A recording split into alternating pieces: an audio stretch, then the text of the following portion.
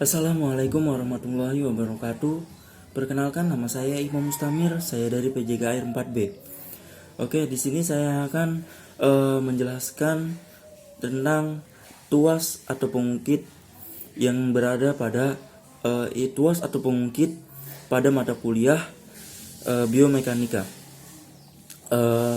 Sebelumnya saya akan menjelaskan apa itu tuas. Tuas ialah suatu mekanisme penggerak pada sebuah benda berupa dua buah momen tarque yang bekerja berlawanan terhadap porosnya. Ya, jadi dua buah benda, ya, dua buah momen yang bekerja berlawanan terhadap porosnya. Dua buah momen yang bekerja berlawanan terhadap porosnya. Oke, ya. Kita ada beberapa kelas tuas gitu ya. Yang pertama itu tuas kelas 1. Ya. Tuas kelas 1. Tuas kelas 1 yaitu pada suatu kelas 1 ini, pada kuas kelas 1 ini sumbu putar terletak antara gaya dan beban sehingga pada tuas pada kelas 1 ya terletak pada gaya dan beban gitu. Jadi kita ambil ini ya, pulpen. Di sini sebuah porosnya. Ya, kita ambil sebuah pulpen, di sini sebuah porosnya, kemudian di sini diletakkan beban. Dan sini juga di sini momen dan di sini momen gitu. Dan di sini diletakkan sebuah beban dan di sini terletak sebuah poros. Jadi kelas 1 itu akan dominan ke yang beban gitu, akan lebih naik gitu, seperti ini ya. Dengan kita ambil porosnya di tengah gitu, akan lebih naik. Yang kelas 2 yaitu pada tuas kelas 2 ini beban terletak pada sumbu putar dan gaya. Pada sumbu putar dan gaya ya. Kita ambil di sebelah sini dan sini. Di sini sebuah momennya, dan sini sebuah momen ya. Dan di sini adalah sebuah beban ya. Di sini sebuah beban. Jadi bila di sini beban dan momen dapat sejajar, maka dia akan sejajar gitu, bentuknya akan sejajar. Kemudian tuas kelas 3, pada tuas kelas 3 ini terletak pada sumbu putar dan beban. Ya, sumbu putar dan beban. Nah, di sini momennya di sebelah sini dan sebelah sini. Ya, sebelah sini dan sebelah sini, dan sedangkan sebelah sini yaitu beban. Jadi kemungkinan akan terjadi pergeseran ke bawah seperti ini, akan seperti ini bentuknya gitu.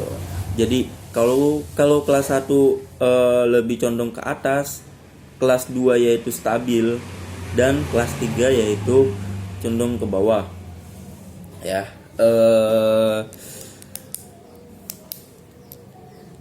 Terus yaitu ya keuntungan mekanis.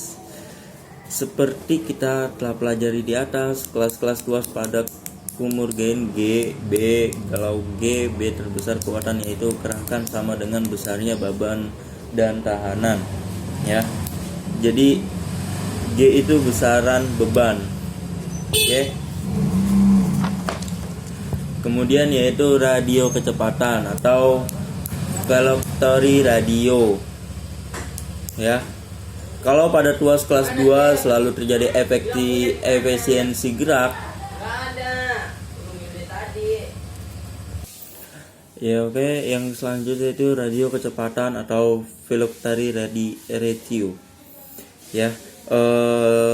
Pada tuas kelas 2 selalu terjadi efisiensi gerak. Pada tuas kelas 2 selalu diperoleh kecepatan gerak ya. Jadi RK jarak yang ditempuh oleh B ya. RK adalah jarak yang ditempuh oleh B, sedangkan jadi RK sama dengan LB per LG ya. Jadi bila KM itu yaitu keuntungan mekanis besar, itu berarti baik, efisien untuk kekuatan. Sedangkan bila RK ratio kecepatan besar, itu berarti baik kecepatan.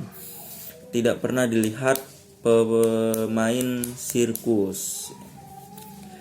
Kita pernah melihat pemain sirkus di mana seorang dilontarkan melalui ujung papan yang satu, sedangkan yang lain melanjutkan daripada papan yang lain sehingga impuls ya. Jadi kita pernah melihat sebuah sirkus yang sering orang dilontarkan ke atas, seperti orang sini. Nanti ini ada sebuah orang di sini.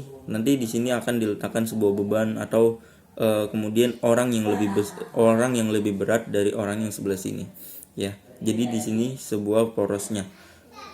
Ketika orang tersebut ada di sebelah sini, maka ketika ditambahkan beban di sebelah sini agar bisa terangkat, maka maka orang yang berada di sini akan terlontar ke atas gitu. Selanjutnya yaitu tuas pada tubuh manusia. Nah, tuas juga terdapat pada tubuh manusia, ya.